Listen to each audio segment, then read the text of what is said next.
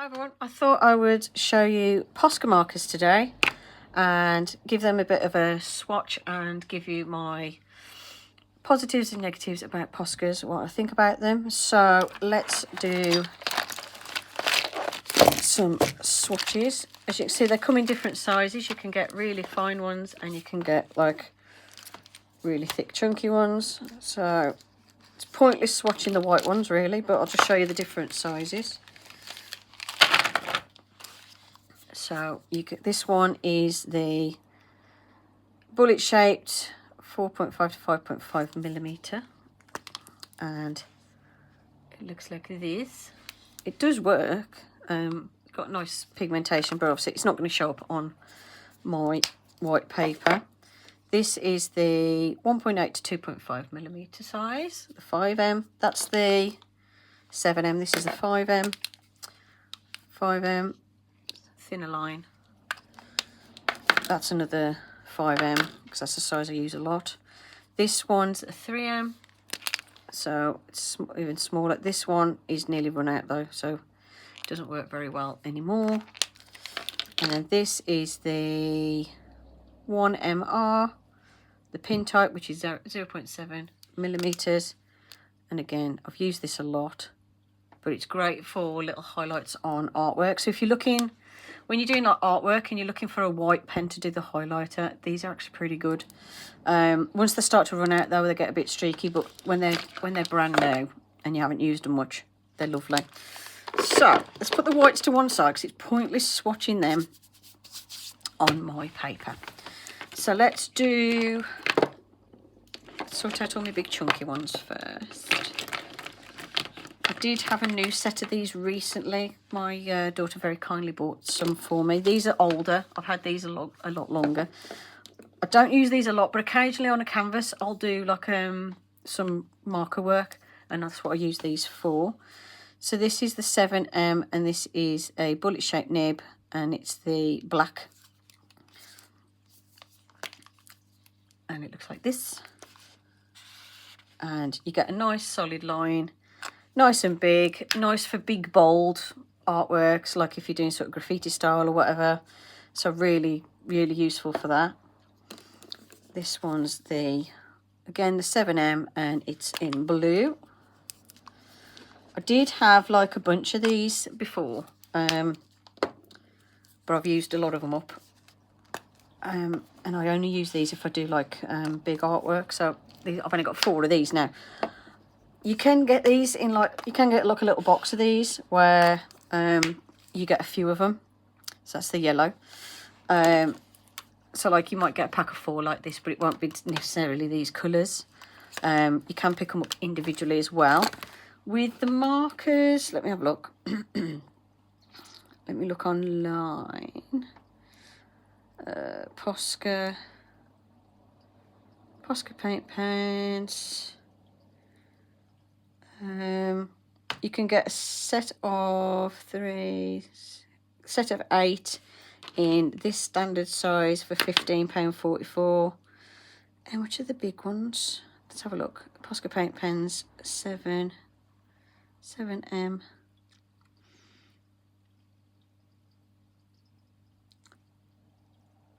You get a set of 9 of the 1MRs, these really thin ones, for like 19 quid. Is for a set of like 9 of those. That's not bad. Chunky. Right, big chunky ones. You can get a 9-pack for 26 quid.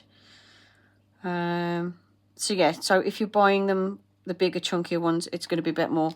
These go for roughly £5.80 a marker. If you look on like Amazon and stuff, it depends what you get. You can get a black and white in a set for £9.75, but yeah, so it's about £5.80 a marker for those, that size.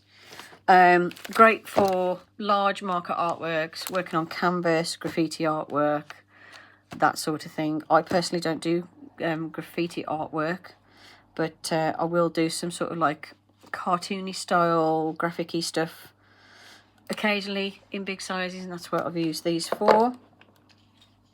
Then let's do the next size that I've got, which is the 5Ms. So let's have a look. if I do 5M. 5Ms, you'll get like a pack of 8 for 22 quid. And they've got like various shades of colours. I'm just going to try and see if I can get any individual. Pack of 4 will cost you 11 quid. I can't see these individually.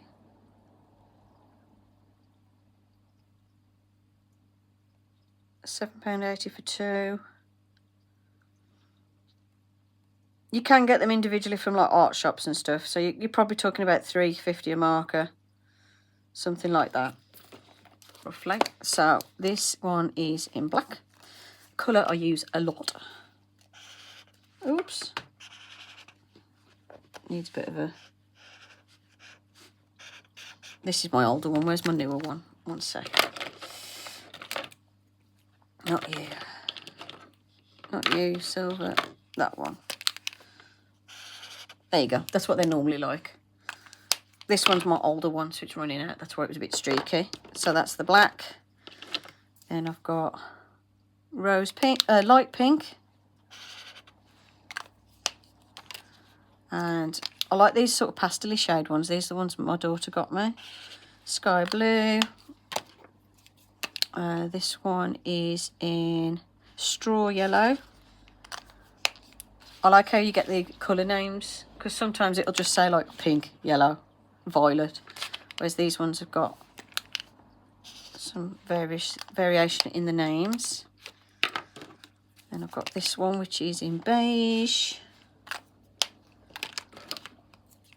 light green, lilac. As you can see, nice and juicy. Good ink flow, apart from when they're getting on a bit. That's an older one. Where's my newer one? Oh. This is my older one. The nibs do wear down over time, by the way. I'll mention that in a little bit. This one's in grey. So as you can see, my newer ones are fine. It's just my older ones are a bit like... This one's the silver. I love the silver colour. Very metallic and bright. And then I've got the gold as well. Lovely metallic markers there. Then I've got the gold in a 3M. That needs a bit of a... Woo!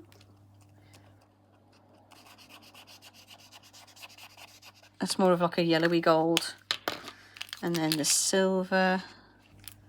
I think my gold's separated a bit in that one. So, okay. So, those are the swatches of the ones that I have still in my collection. And these are the 3Ms, by the way, the last couple I swatched. This one, it's a gold one. Let's see if I can...